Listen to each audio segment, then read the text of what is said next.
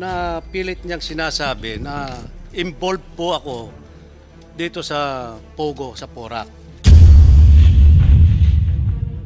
Na ako raw ang may-ari ng lupa.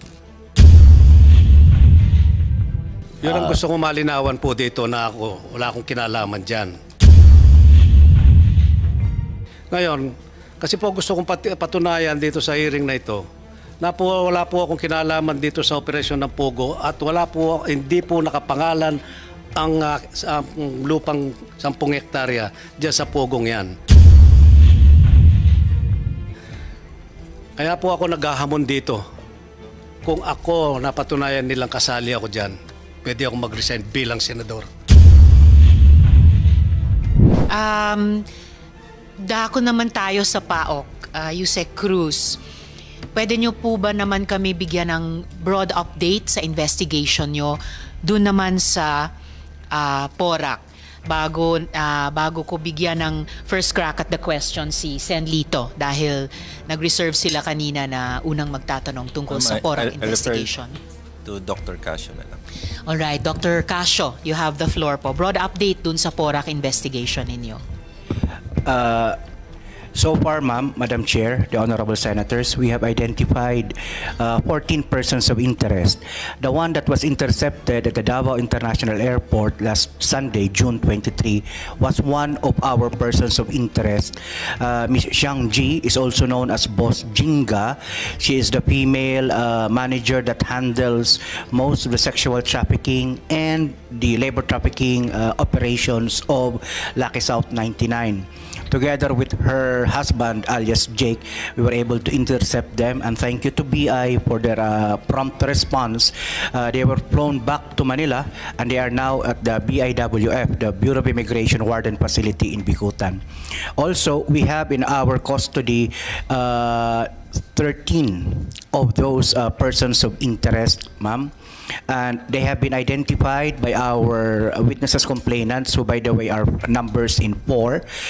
By the way, the witnesses complainants, ma'am, are the same individuals that were rescued from June 4 until June 7. So, on the basis of the testimonies of 2 of these 4 complainants, we would be able to file by tomorrow charges of kidnapping and serious physical injuries against 2 of the identified perpetrators. The rest of the perpetrators, ma'am, Honorable Senators, have been identified as part of the syndicate that does the labor trafficking aspect, the torture aspect of Lucky South 99. So we expect, ma'am, a filing of yun nga po, kidnapping and serious physical injuries by tomorrow or at the very latest Friday. That's for now, ma'am. Thank you very much, Dr. Casio. Sen Lito, kung gusto nyong, tulad nung minanifest yung intention kanina, mauna sa pagtatanong tungkol sa Porac investigation ng PAOK o ng iba pang mga ahensya, you have the floor, Sen Lito. Maraming salamat po, Madam Chair. Pasensya na po kanina, medyo na-excite lang ako at medyo nadala ako ng emosyon ko na gusto ko na kagad magtanong. Pasensya na po. Walang problema po, Sen Lito. Hindi po pala na-acknowledge yung mga resource person natin. Pasensya na po. Gusto ko lang pong tanong kasi itong vlogger na tumitira sa akin, sa ating mga senador, ako pa lang po tinitira nito eh. Pine-personal ako na pilit niyang sinasabi na involved po ako dito sa Pogo, sa Porac, na ako raw ang may-ari ng lupa dito sa 10 hectares na na tinatayuan ng Pogo sa Porac at protector daw ako ng Pogo doon sa Porac. Siguro alam din naririnig din ni Mayor, si Mayor din tinitira din doon at saka si Engineer. Nagkaroon na po ng nagkaroon na po ng hearing. Medyo mahaba lang po ng konti ito, Madam Chair, na kami ang protector ng Pogo sa Porac. Siguro naintindihan. Kasi si Senator Wing Gatchalian, nakita ko yung report mo sa balita. Merong nakitang medyo marahas, sabi mo, pinakamarahas to, pinakamalaking Pogo. At ang tanong ko lang kay Engineer Glenn, ilan ba ang building do sa 10 hectares na doon sa Porac? Good morning po, Your Honor. Good morning, Good Engineer afternoon po. Lansangan. Please proceed. Sasagutin si Sen. Lito. Base po dun sa mga application namin, 42 buildings po, yun nandun po. Hindi 46 ha? Hindi po. Kasi yung unang application nila po, baka na-appreciate po nila na separate yung mga buildings. Pero dun sa application po sa amin, isang building lang po yun. Isang application lang, isang building lang. Isang application lang po, isang building, yung unang phase ng application po nila. Hindi nyo na-monitor kung ilan hanggang 46 daw eh. Daw ha? Yung po kasing application po nila, Your Honor, bali 3 phase po yan. So yung una po, yung sinasabi kong Thai Court Complex, yung pangalawa pong application nila is yung 28 buildings, at saka yung huli po, yung 13 buildings po. Sinong original na may-ari ng lupa? Base po dun sa mga Pinatayuan ng Pogo ngayon. base po dun sa mga application sa amin po, yung mga Cruz siblings po. Bakit sabi niya yung South 99 yata kasosyo? Wala siyang kasosyo doon? Hindi ko po alam, Your Honor. Basta yung basis ko lang po yung mga application nila na submit sa office namin. Okay. Mayor, Mayor Jing, may mga kasama ka rito. Sino mga kasama mong nasa munisipyo ngayon? Assessor nandyan? Mayor Capil. And alam po ng Chair, Mayor, na gusto nyo rin sa hearing na ito makapagbigay ng presentation. Pagkatapos nyo po masagot yung mga tanong ni Sen. Lito, bibigyan daan po ng Chair. So please proceed po. Salamat po, Madam Chair. Mayor, tanong Opo. ko lang. Alam mo ba kung sino yung may-ari ng lupa na 10 hektarya? Apo, thank you po, Senator Lito Lapid. Ang may-ari po ng lupa sa Lagi South ay ang mga Cruz siblings po. They can check on the LRA, on the title of the lot there. Kaya po tinatanong ito, dahil itong isang vlogger dito, laging inuugnay po yung pangalan ko dito sa 10 hektaryang kinatatayuan ng Pogo na 46 na building. Ngayon, ang tanong ko,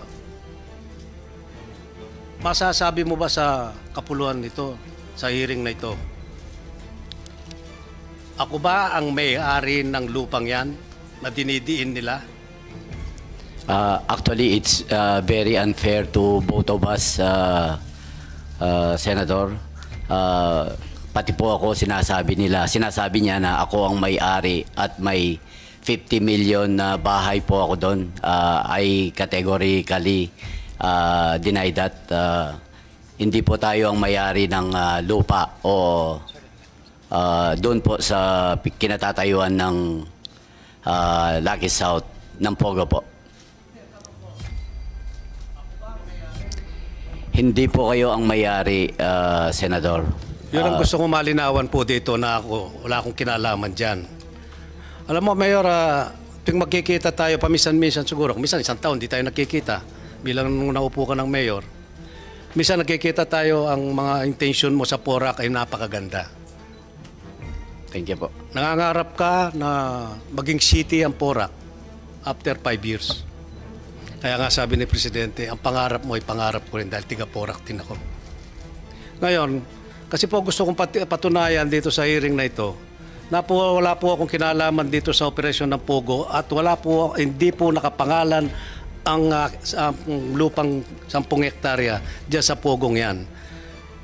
Kaya po ako naghahamon dito. Kung ako napatunayan nilang kasali ako dyan, pwede ako mag-resign bilang senador. Dahil hindi ko po papayagan na masisira ang pangalan ko rito. 3 taon ako naging Vice Governor ng Pampanga, 3 terms akong Governor ng Pampanga, paging 3 terms na rin po ako bilang senador dito sa pangkasalukuyan. Siguro kung mapapala rin din ako sa 2025, Madam Chair, magiging 4th na ako dito, pero hindi ko sisirain ang pangalan ko rito. Tinataya ko po ang pangalan ko rito kasi masyado na akong na-involve. Kasi lahat po ng nakakasalubong ko, mga kumpare, kaibigan, kapitbahay, mga kamag-anak, mga kapatid ko, nahihiya po ako, lagi akong tinatanong, nai-involve ka ba sa Pogo, sa Porac? Para napakasama ng image ng Porac ngayon, Mayor. Kaya sana pag-ingatan natin ng Porac. Tiga doon din ako eh. Minsan nga nasasabit pa nga pangalan ng dating gobernador na si Baby Pineda, ngayon vice governor siya. Alam ko, nag-hearing na kayo doon sa Kapitolyo sa probinsya. Opo. Tapos nasasagot, na-involve din dito si Presidente Gloria Macapagal Arroyo, protector din ng Pogo sa Porac. Ngayon, sabi ko nga, sino mag-i-invest ngayon sa Porac? Ang sama-sama ng pangalan ng Porac ngayon. Sana, Mayor, ako'y nananawagan sa iyo at malapit dahil tigaron tayo, doon tayo sinilang. Linisin mo ang pangalan ng Porac. Kasi pag may nag-invest doon, nagtayo ng building, ang sasabihin nila kaagad, Pogo yan, dahil Porac. Parang yung Bamban, Tarlac. Ganon din po, ang pangit ng imahe po ngayon ng dalawang bayan na ito, Tarlac at saka Porac.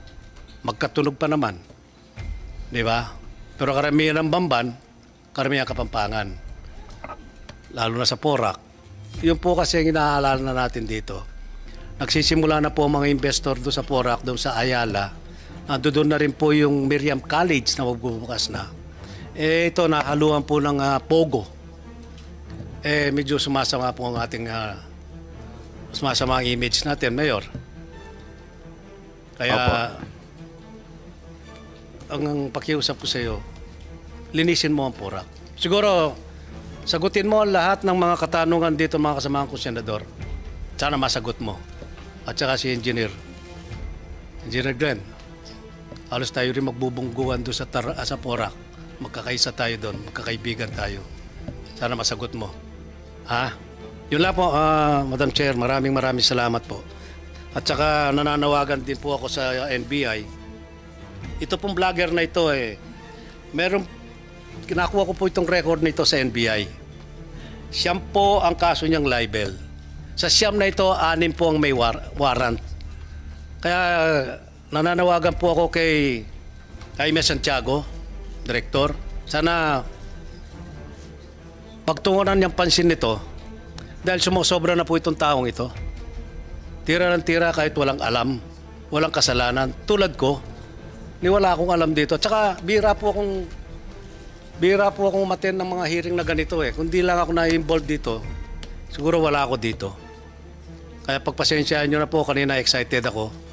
Nadala po ako ng emotion. Madam Chair, maraming salamat po sa pagbibigay nyo ng panahon at sana maimbestiga ang tunay na may sala dito sa Porac, Pogo.